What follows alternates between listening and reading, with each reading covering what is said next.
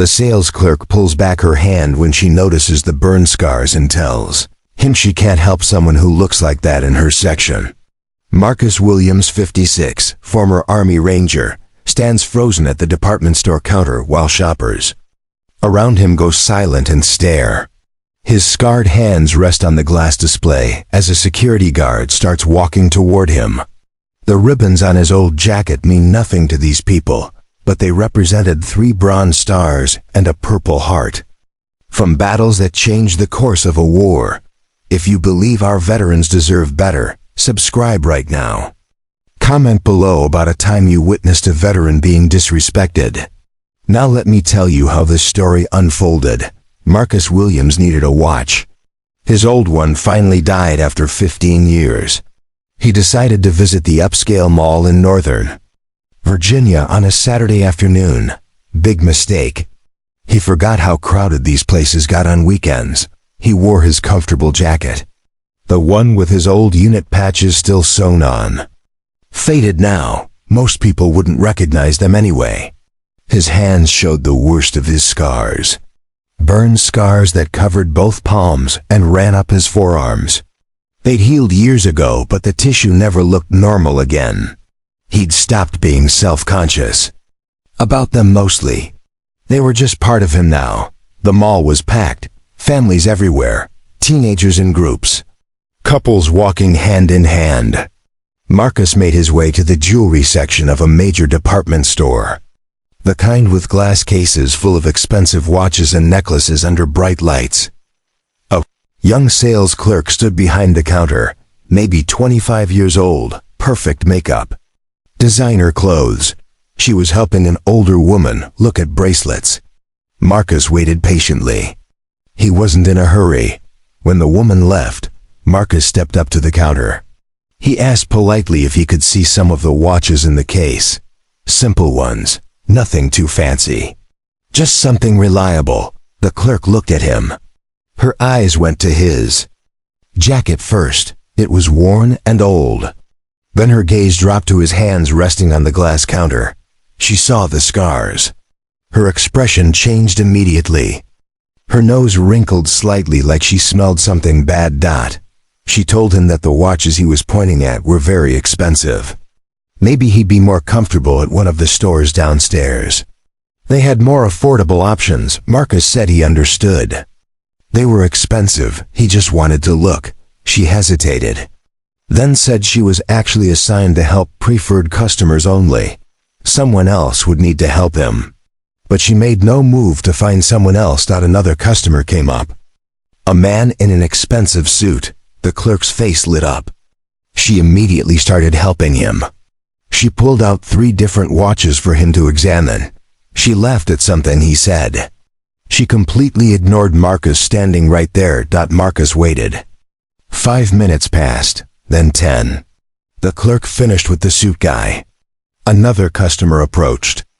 A young woman with shopping bags from luxury stores. The clerk helped her too. Marcus cleared his throat. He asked again if someone could help him. The clerk sighed loudly. She said she already told him she couldn't help. Her tone was sharp, annoyed. She suggested he try the discount store across the mall. A small crowd started forming. People pretended to look at other displays, but they were clearly listening, watching. A middle-aged woman whispered to her husband. A teenager smirked and nudged his friend. Marcus felt the familiar tightness in his chest, but he stayed calm. He explained he had money. He just wanted to buy a watch. Was that really so difficult? The clerk's face flushed red. She raised her voice. She said she didn't appreciate his attitude. She told him that customers who looked like him usually couldn't afford items in her section anyway. She'd seen it 100 times. People coming in wasting her time with no intention of actually buying anything. The words hit Marcus like a physical blow. Customers who looked like him. She meant the scars, the old jacket. The fact that he clearly wasn't wealthy. A security guard noticed the commotion. He started walking over. The clerk saw him coming and her confidence grew. She told Marcus he needed to leave. He was making other customers uncomfortable. Marcus looked around. At least 15 people were watching now. Some looked uncomfortable. Others looked like they agreed with the clerk. One woman pulled her daughter closer like Marcus was dangerous. The security guard arrived. Young guy, probably ex-military himself based on his bearing. But he didn't recognize anything about Marcus. He just saw a situation he needed to handle. The guard asked if there was a problem. The clerk jumped in immediately. She said this man was harassing her, refusing to leave when asked, making a scene. She wanted him removed from the store. Marcus opened his mouth to defend himself. But what could he say? That he just wanted to buy a watch? That he'd served his country for 28 years? That these scars came from pulling 3 men out of a burning vehicle in Fallujah? None of that would matter to these people. The security guard put his hand on Marcus's arm. Not rough but firm.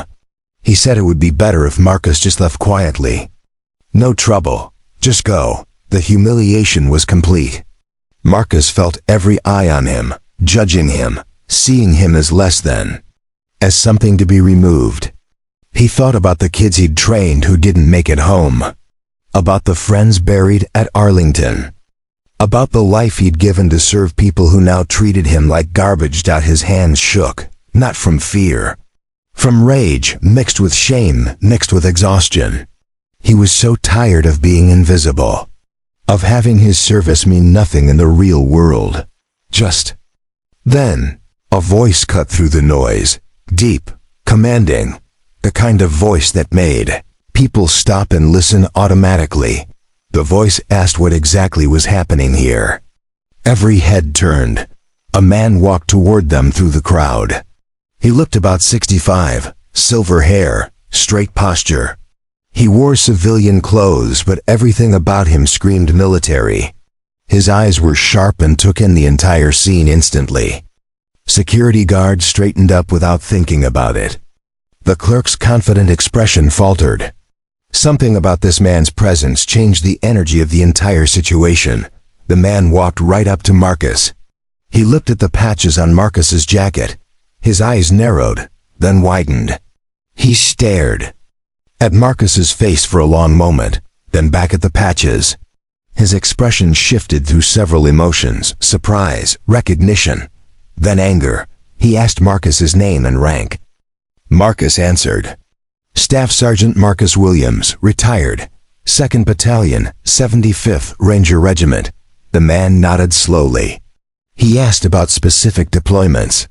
Marcus listed them: Iraq, Afghanistan, 3 tours total between 2003 and 2009. The man's jaw tightened. He asked about a specific operation in November 2004. FLUJH. Marcus went very still. That operation wasn't common knowledge. It wasn't in newspapers. Most of it was still classified. He asked how this man knew about it. The man said he was there. Not on the ground, but he'd been in the command center.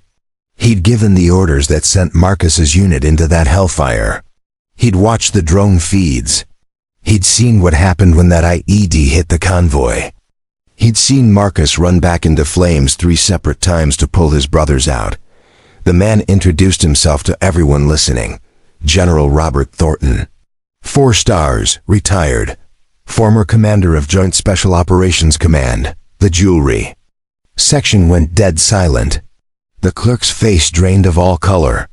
The security guard's hand dropped from Marcus's arm like he'd been burned. Several customers backed up instinctively. General Thornton turned to the sales clerk. He asked her to repeat what she'd said about customers who looked like Marcus. She stammered. Tried to backtrack, said it was a misunderstanding. The general cut her off. He said he heard her clearly from 30 feet away. So did everyone else here. He explained to the growing crowd what Marcus's patches meant. That the 75th Ranger Regiment represented some of the most elite soldiers in the American military. That the tab on his shoulder meant he'd passed selection courses that broke most men who tried them. That the combat patches meant he'd served in active war zones. The general pointed at Marcus's scars. He told everyone that those burns came from heroism, from pulling 3 men from a vehicle fire under active enemy fire. 2 of those men survived because of Marcus. They had families now, kids, lives they got to live because Staff Sergeant Williams ran into fire when every instinct said run away. He asked the clerk a simple question. What had she ever done that required that level of courage? That level of sacrifice? What had she contributed to anyone's safety or freedom? She had no answer. Tears started running down her face. But the general wasn't done. He turned to the security guard. Asked if he was a veteran. The guard nodded. Army, 4 years. The general asked if he felt good about what he'd been about to do. Throwing out a ranger. A man who'd bled for this country. The guard looked at the floor. General Thornton's voice got louder. He said that what he'd witnessed was a disgrace. That Marcus Williams deserved respect. Deserved common human decency at the absolute minimum. Instead, he got treated like a criminal. Because of scars he earned in service. A woman in the crowd started clapping, then another person. Then another. Within seconds, at least 30 people were applauding. Some were crying. Several men who looked like veterans pushed through to shake Marcus's hand. One old man with a Vietnam cap hugged him without saying a word. The store manager came running. She'd heard the commotion. When she realized what happened, her face went white. She turned to the clerk and told her to collect her things. She was fired. Effective immediately. The clerk started crying harder, but the manager didn't care. She said there was no excuse for what she'd done. The manager apologized to Marcus profusely. Offered him anything in the store. Free. Anything at all. Marcus shook his head. He said he didn't want charity.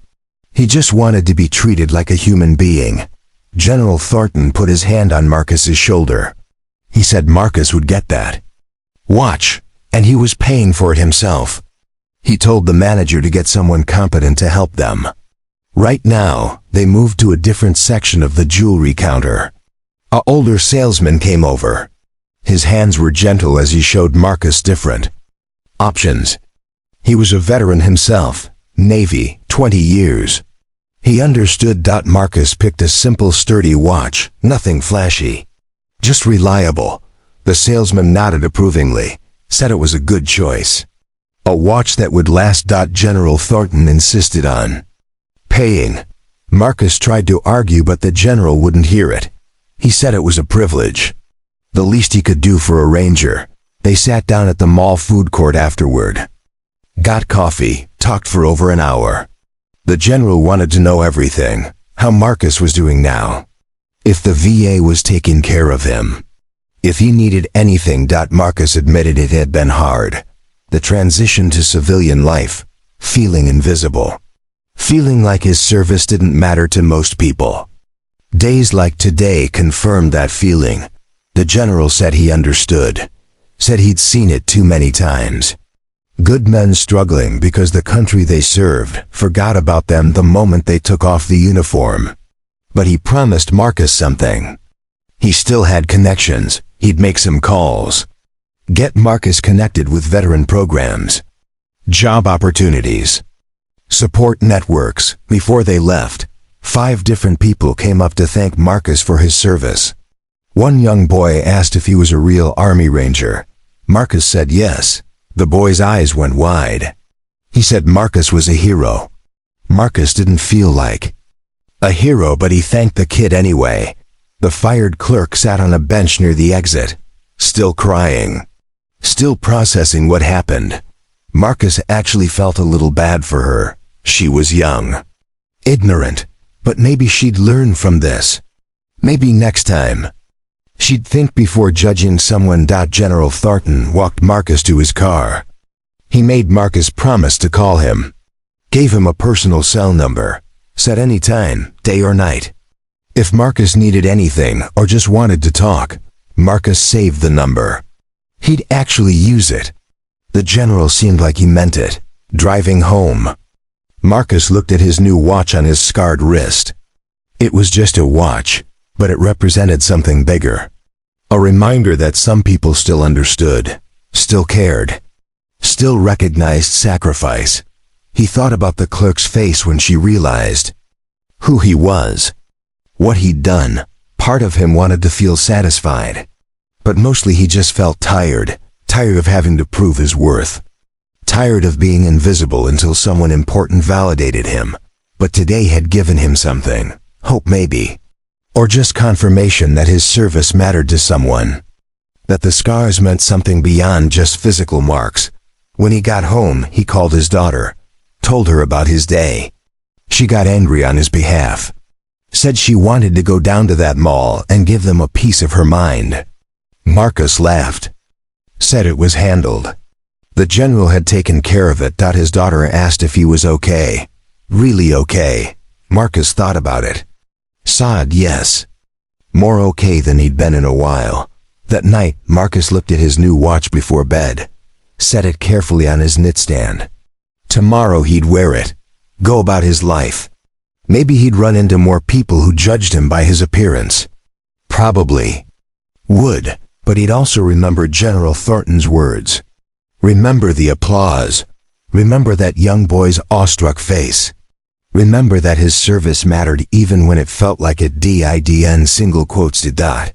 Sometimes all it takes is one person who sees you. Really sees you.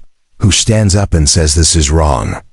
General Thornton was that person in a Virginia mall on a random Saturday. And Marcus Williams went to sleep that night, feeling a little more visible, a little more valued, a little more human. The scars were still there. They'd always be there. But maybe they told a story worth respecting after all.